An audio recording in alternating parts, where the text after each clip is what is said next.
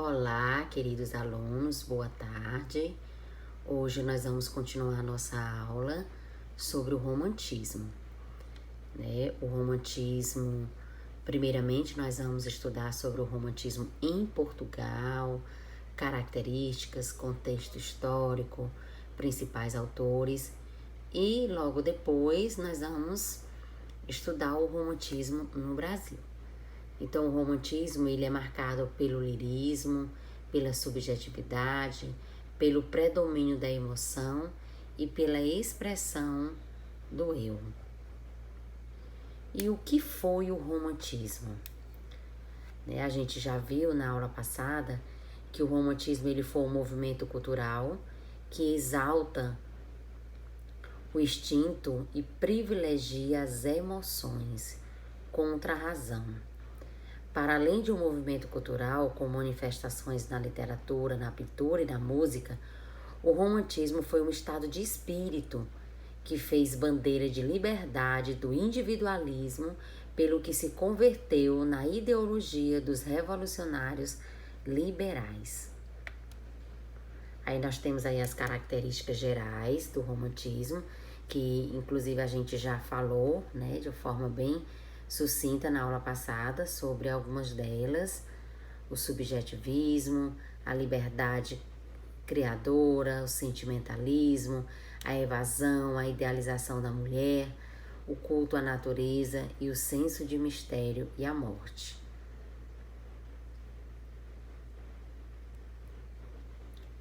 O romantismo, tanto em Portugal como no Brasil, ele foi dividido em 3 gerações. Nós vamos estudar posteriormente detalhado cada uma dessas gerações.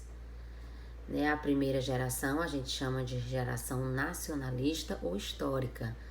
Nós temos aí como principal autor Almeida Garrett e Alexandre Herculano. A segunda geração ela é chamada de geração ultrarromântica. Se destacou aí como autores Camilo Castelo Branco e Soares de Passos. E a terceira geração ela é chamada de campesina, e o autor que se destacou foi Júlio de Diniz. Então aí nós temos aí alguns autores do romantismo em Portugal. Nós temos aí na primeira foto Almeida Garrett, depois Alexandre Herculano, Camilo Castelo Branco, Júlio Diniz, João de Deus, Antônio Feliciano de Castilho e Soares de Passos.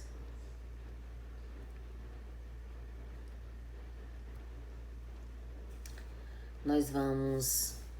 Aí eu coloquei para vocês lerem depois um poema de Almeida Garrett, que ele fala sobre este inferno de amar. Você aproveita, aí vai para frente de um espelho, faz uma leitura bem poética desse lindo poema, Este Inferno de Amar, de Almeida Garrett. Aí nós vamos destacar, na literatura portuguesa, nós vamos destacar o Camilo Castelo Branco. Aí tem um pouco da biografia de Camilo Castelo Branco para você conhecer também, tá bom?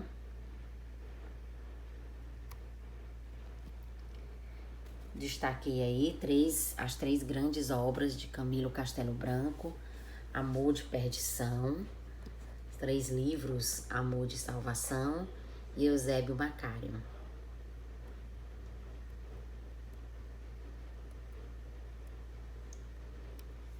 E eu vou passar para vocês uma explicação assim bem sucinta de um professor, onde ele explica de forma bem resumida, fala um pouco dessa literatura portuguesa, e posteriormente a essa explicação, eu vou colocar para vocês um filme que foi produzido pelos alunos da nossa escola, da Escola Governador Alberto Tavares Silva. Foi no ano de 2017, alunos do 3º ano, eles produziram um filme com um resumo dessa novela Amor de Perdição, ou melhor, Amor de Salvação né? Porque tem o Amor de Perdição, o Amor de Salvação.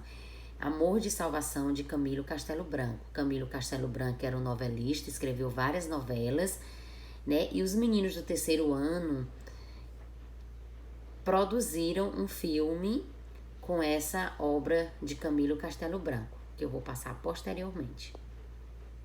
Você conhece o romantismo em Portugal? Sabe quais são seus principais autores? Se não conhece, você está no lugar certo. Chega mais! Muito bem, pessoal, o assunto de hoje é romantismo, mas não iremos falar do romantismo no Brasil. Esse eu sei que você já conhece. Vamos falar do romantismo em Portugal, que exerceu forte influência sobre o romantismo brasileiro, tá certo?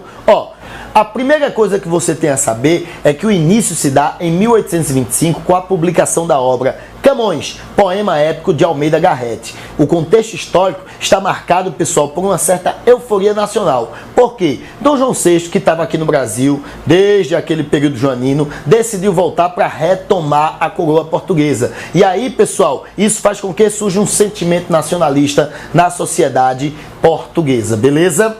O período, pessoal, vai ser marcado por algumas características que são parecidas com as do romantismo aqui do Brasil, certo? Forte subjetividade, sentimentalismo, influência medieval, por isso que vai ter uma pegada religiosa. Muitas das histórias são inspiradas nos cavaleiros medievais, na formação dos estados nacionais europeus, cheio de idealização, fantasia, imaginação e, claro, pessoal, saudosismo. As temáticas saudosistas são marcantes na obra romântica, tá certo? E não vai ser diferente em Portugal. Portugal tem um forte traço nacionalista. Isso você verifica, por exemplo, no início, Camões, exaltando um grande nome da literatura portuguesa, tá certo? Ou seja, ao falar de elementos da cultura, da literatura e da história de Portugal, o autor está, de algum modo, exaltando sua nação. Isso gerava o sentimento de amor à pátria, tá certo? Assim como no Brasil, o romantismo em Portugal vai ser dividido em gerações. E essas gerações se parecem com as brasileiras, pessoal. Claro, com autores e obras diferentes, não é isso? Então, nós teremos 3 gerações literárias em Portugal. A diferença é que os autores não vão ser divididos entre poetas e prosadores. Eles vão produzir tudo quanto é coisa. O mesmo autor escreve algumas produções em prosa e outras produções em forma de poema, tá certo? A primeira etapa é a que recebe maiores influências dessa transição do arcadismo para o romantismo. É a introdução do romantismo em Portugal. Começa a partir de 1825 e vai receber fortes influências dessa volta de Dom João VI à coroa portuguesa. Então, isso faz com que os autores desse primeiro momento tenham fortes tendências nacionalistas, religiosas e de influência medieval. Aquela coisa de retratar o cavaleiro medieval, aquele homem corajoso, honrado, que vai dar a sua vida em nome da igreja e de sua terra. Então essa é a pegada da primeira geração de autores do romantismo em Portugal. Aí a gente tem destaque aí, pessoal, para Almeida Garrett, Alexandre Herculano, certo? E Antônio Feliciano de Castilho são os principais representantes desse primeiro momento. Só que o momento áureo, o momento máximo do romantismo em Portugal, pessoal, é a segunda geração. E aí a segunda geração é aquela geração conhecida como ultrarromântica. O que seria o ultrarromantismo? É quando o romantismo, pessoal, vai além de seus limites, ultrapassa a condição da razão e o sentimento predomina, fazendo com que os poetas fiquem muito pessimistas. Então, dor, solidão, desespero e dor atrelada à morte, certo? Amor atrelado à morte é uma temática comum nesses autores. Aí, destaque para Camilo Castelo Branco, autor que tem toda essa pegada, certo?